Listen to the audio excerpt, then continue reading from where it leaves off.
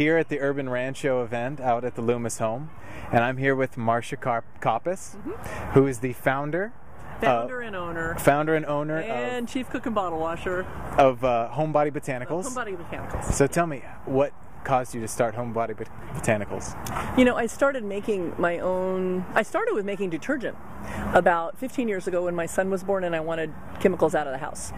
And from there, it went to shampoo and soap, and then it was body products.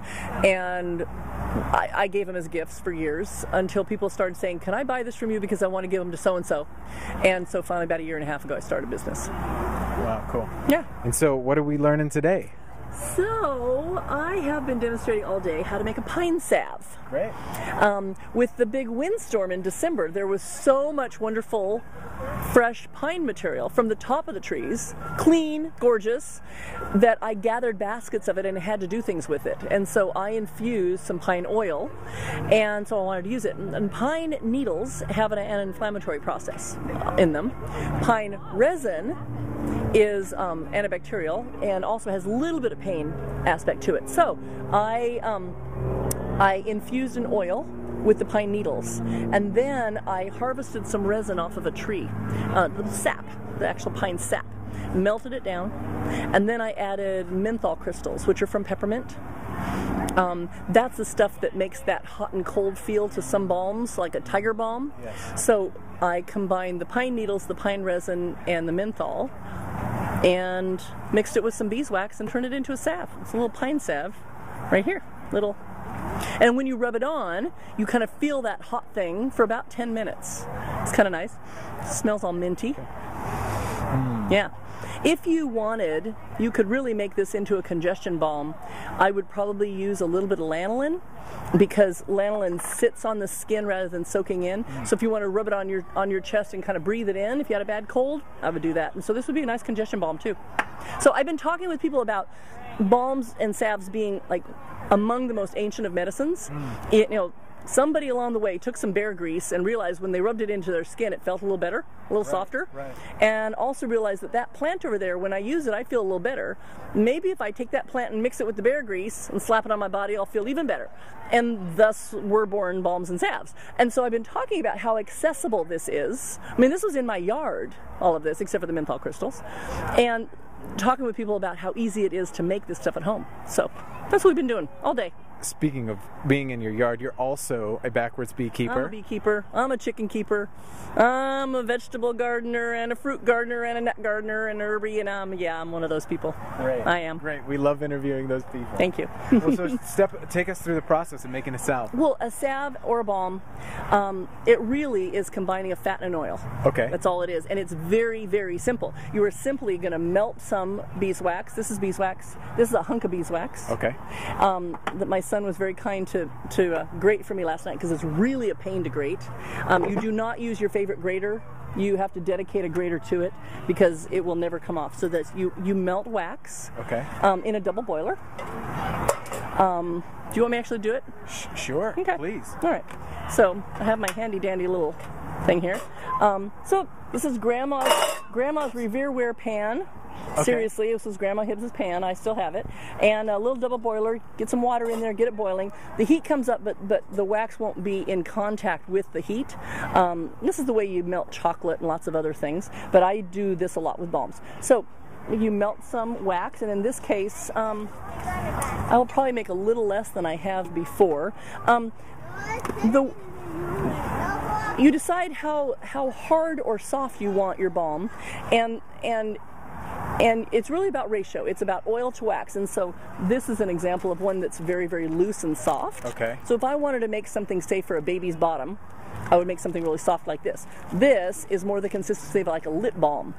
This has more oil, this has more wax. So it's about proportion. So the one that I made today was about 5 parts oil to 1 part beeswax. So I used, I'm going to do 3/4 of an ounce of beeswax. And she's got a small scale here. Yes, and my phone is ringing, and we're going to ignore that. Oh, and there's part 3/4. Of the soundtrack. That's right. As long as we don't have to pay rights. And just melt it. I mean, it's really very simple. Really the trick to your balm or salve is it's the recipe. It's like anybody can make a pie crust. Yeah. It's the recipe for the pie crust. Is it going to be kind of gummy? Is it going to fall apart? Or is it going to be really perfect? So that's what it is. And then 2 1/4 ounces of, this is the infused pine salve, pine oil. So this is the pine needle and the pine resin in olive oil. I infused it for probably over a month. Oh, wow. Yeah. You can do it with heat. I prefer to do it over time because I'm old-fashioned like that. And I just like it that way. So, any particular technique on infusing the pine needles with the oil? Yeah. Anytime you want to make an infused oil, the first thing you want to do, you want to gather your plant material and you want to let it wilt for about a day. It needs to wilt for probably about 24 hours. You leave it outside on a screen or on a tray. It lets all the bugs that might be there walk away, and it lets some of the moisture evaporate. Okay. And that helps you safeguard against mold. So then you stuff a jar. This is the simplest method is what it's called. You stuff a jar about 2/3 to 3/4 full of whatever your plant material is, in this case pine needles. I cut them with some scissors into like 2 or 3 inch pieces. It's really very complicated. Aerate it, get a little more. I just, yeah, and it made it easier to stuff in a jar. Okay. So to about here. Okay. And then filled it with oil. Okay. You've got to cover your plant material or else it will mold and it will smell like horrible. Okay. And then you shake it. You cover it and you shake it. Okay. And then every couple of days you check to see if you need a little bit more oil. Keep shaking it for a month or so. And that is that. So you simply melt the two together. I have used up all my mentholated oil, but I went a step further by I dissolved menthol crystals, which is peppermint, that has been both dried and frozen down into crystalline form.